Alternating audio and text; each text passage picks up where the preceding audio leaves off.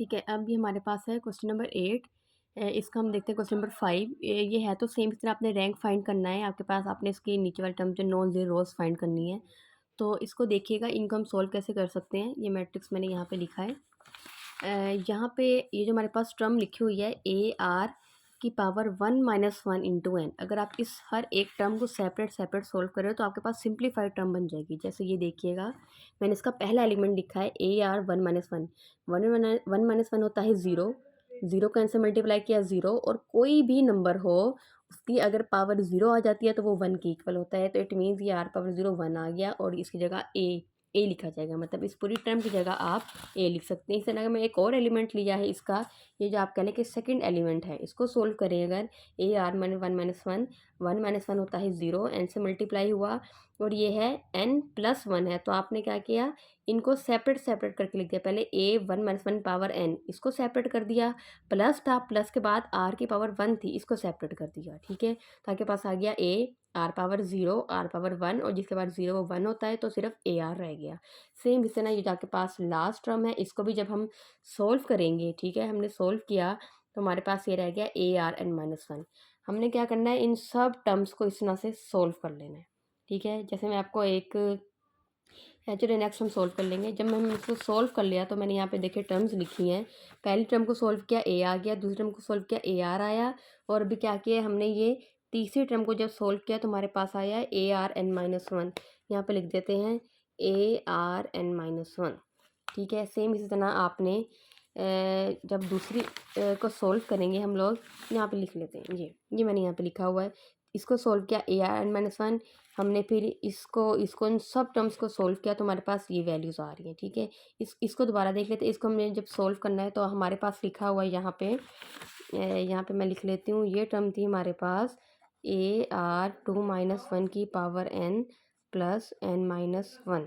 जब आप इसको सोल्व करेंगे हमारे पास आ जाएगा ए आर 2 - 1 की पावर एन 1 आ जाएगा, और इसके हम पावर सेपरेट कर देते हैं तो हमारे पास ये सॉरी आ रहेगा यहाँ पे। ठीक है, ऐसे, तो ये हमारे पास आ जाएगा A R N plus N, इकट्ठा कर देते हो 2n - 1। ठीक है, ए आर 2n - 1, यहाँ पे मैं लिख देती हूँ ए आर 2n - 1। इन सब टर्म्स को मैंने सोल्व कर लिया तो ये सिंप्लीफाइड फॉर्म में आ गया। अब हमने क्या करना है, अच्छा अब हमने क्या करना है, ये हमने तो इन मैट्रिक्स को सिंप्लीफाइड करके कर लिया तो ये लिखा आ गया। अब हमने इन सब टर्म्स को मतलब नॉन ज़ीरो रोज़ देखनी है, तो इनको हमने ज़ीरो बनाने की कोशिश करनी है। तो हम ज़ीरो कैसे बना सकते हैं, हमने क्या करना है, रो वन को मल्टीप्लाई करेंगे। पहले तो आप रो टू को ज़ीरो बनाने की कोशिश करें ना, ये ज़ीरो आ सकता है अगर हम रो टू को माइनस कर दें। लेकिन माइनस कैसे करना है, हम करेंगे रो टू में से माइनस करेंगे रो वन को, आर की पावर एन से मल्टीप्लाई करने के बाद, रो वन को आर की पावर एन से मल्टीप्लाई करने के बाद हम रो टू में से माइनस कर दें। तो ये कैसे होगा, ज़रा ये देखते हैं। हमारे पास रो वन का जो पहला एलिमेंट है वो है ए, ठीक है, और हमने क्या कहा है, हमने इसको आर एन से मल्टीप्लाई करना है। तो हमने ए को आर एन से मल्टीप्लाई कर लिया, हमारे पास ये टर्म आ गई। फिर दूसरा एलिमेंट हमारे पास है ए आर, तो ए आर को भी हमने आर एन से मल्टीप्लाई किया तो सोल्व किया, हमारे पास ये टर्म आ गई। आखिरी टर्म थी ए आर एन माइनस 1, इसको भी आर एन से मल्टीप्लाई किया, इसको सोल्व करेंगे तो ये वैल्यू आ गई। ठीक है, ये मैंने तीनों एलिमेंट्स लिख ली हैं।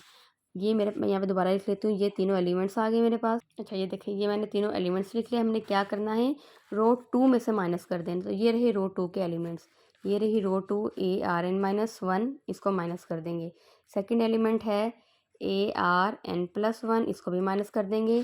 और जो लास्ट में एलिमेंट लिखा हुआ है वो क्या लिखा हुआ है, ए आर 2n - 1। तो यहाँ पे लिख लेती हूँ ए आर 2n - 1, हमने करना है माइनस। तो देखिएगा ये कैंसिल होकर ज़ीरो, ये कैंसिल होकर ज़ीरो, ये भी सेम सेम, और ये कैंसिल होकर आ जाएगा ज़ीरो। तो यहाँ पे हम लिख देंगे ज़ीरो ज़ीरो, सोन चले थे, लास्ट टर्म भी ज़ीरो। तो ये देखिएगा ये वाली टर्म आपके पास सारी ज़ीरो हो गई।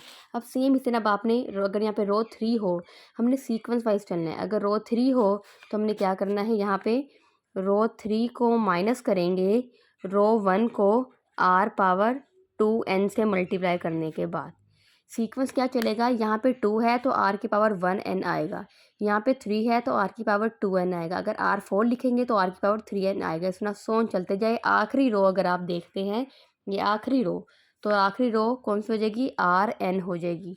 तो यहाँ पे क्या आ जाएगा, एन हर एक में से एक कम आएगा ना, तो यहाँ पे आ जाएगा n-1 और R1, मतलब कि R1 को आपने n-1 से मल्टीप्लाई करना है।